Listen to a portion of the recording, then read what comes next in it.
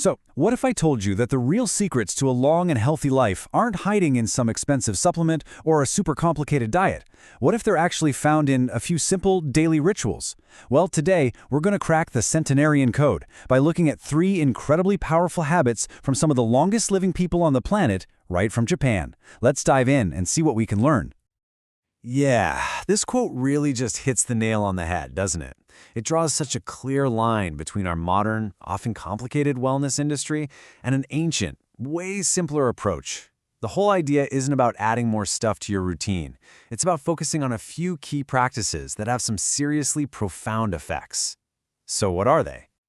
All right, the first pillar of this code kicks in the absolute moment your feet hit the floor in the morning. It's all about the morning water ritual. And look, this is way more than just grabbing a quick sip because you're thirsty. This is a very specific, purposeful act that really sets the foundation for your entire day. And here's the detail that turns this from just a habit into a powerful ritual: the specific amount. We're talking about 640 milliliters, which, is about 22 ounces. And believe me, this isn't just some random number pulled out of thin air. It's a precise amount for a very precise reason. Okay, so the actual how-to is incredibly simple. First, the water has to be warm. And the why behind this is pretty cool. Cold water can actually shock your system right when you wake up, but warm water kind of gently wakes up your digestive tract. And it's got to be the very first thing you do, no coffee first. The goal here is to flush out all the toxins your body processed overnight, basically giving your internal systems a clean slate for the day ahead. So once your day is off to a really clean start, the focus shifts to your meals. And I'll say it again. This isn't about some crazy restrictive diet. It's about the art of mindful eating. And this is where we find our next 2 rituals. The core idea here: how you eat is just as important, maybe even more so, than what you eat. Honestly, this is where things get really interesting.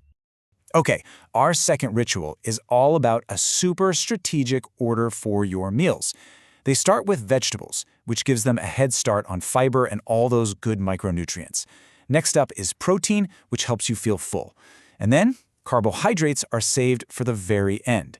By eating in this specific order, you can help stop a huge blood sugar spike from the carbs, which means more stable energy and better digestion. It's such a simple change with a potentially massive impact.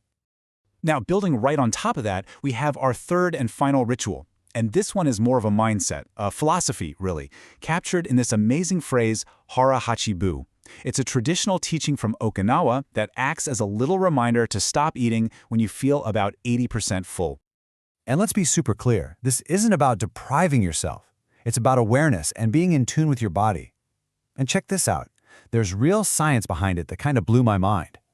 It actually takes our brain about 20 minutes to get the signal that we're full. So by stopping at that 80% mark, you're just giving your brain time to catch up with your stomach. This gives your body the room it needs to digest everything efficiently, instead of struggling with that last 20% you probably didn't need in the first place. So we've got the morning ritual, and we've got the 2 big principles of mindful eating. How do we put it all together? Well, I want you to think of these practices as your own personal centenarian toolkit, a simple, elegant, and totally accessible guide on your own path to a longer, healthier life. I mean, when you put these 2 approaches side by side, the contrast is just stark. It's night and day.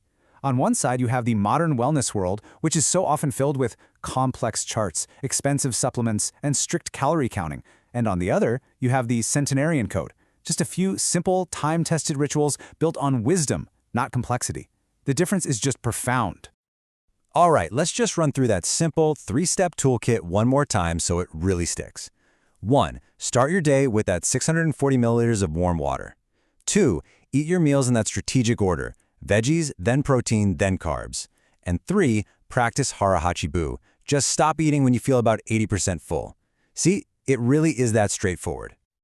And this really just leaves us with a final thought, doesn't it? In our fast-paced world, we're constantly on the hunt for the next complex solution, the next technological breakthrough. But maybe the most profound wisdom for a long and healthy life has been with us all along, just waiting to be rediscovered in the simplest of rituals.